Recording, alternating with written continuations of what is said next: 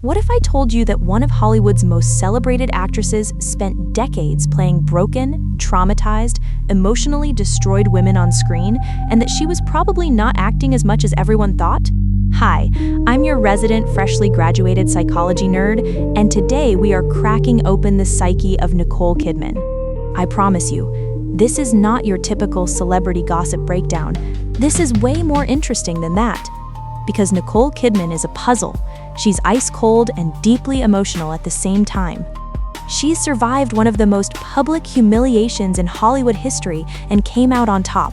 She gets under your skin in every role she plays, and almost nobody asks the real question, why? Nicole Kidman has a documented severe phobia of butterflies. Yes, butterflies, the thing that's on every inspirational poster about transformation and freedom. She has described the phobia as so intense that she cannot be in the same room with them. Nicole grew up between Australia and the United States, moving constantly because of her father's academic career. Repeated relocation in childhood is a known contributor to anxious attachment, always braced for the next disruption, the next loss, the next goodbye. A butterfly is the embodiment of unpredictability. It moves in patterns you cannot track. You cannot control where it's going. For a child wired toward anxiety about uncertainty, that's actually terrifying. They married in 1990. She was 22. He was already a global megastar.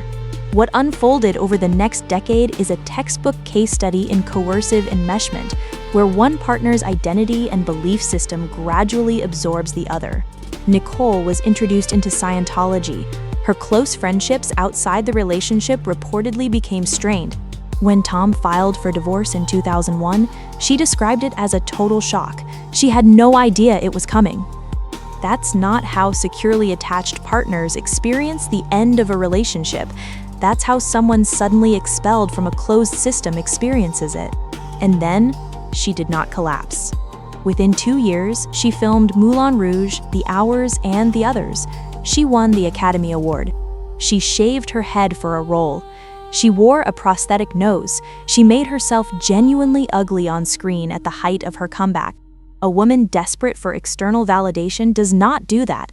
That is someone who has found something colder and more reliable, craft.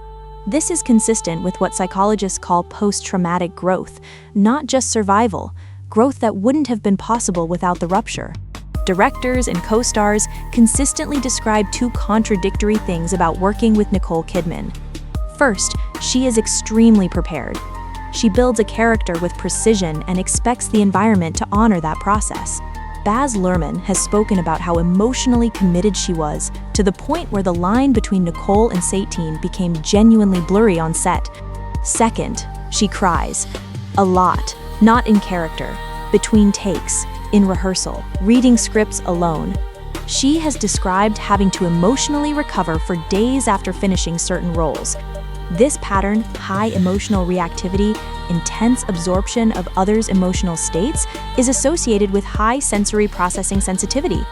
About 15 to 20% of the population have it. It means the nervous system processes emotional information more deeply than average. It explains why her performances feel like they're happening to you rather than in front of you. Now let's address the elephant in every room she enters after 2010, the face discourse. The what happened to Nicole Kidman discourse. When someone has spent their entire adult life being judged and dismissed based on their appearance, control over that appearance becomes deeply entwined with a sense of safety. Modification isn't always about vanity. Sometimes it's about agency. Sometimes it's about refusing to be erased by an industry that discards women the moment they stop looking a certain way.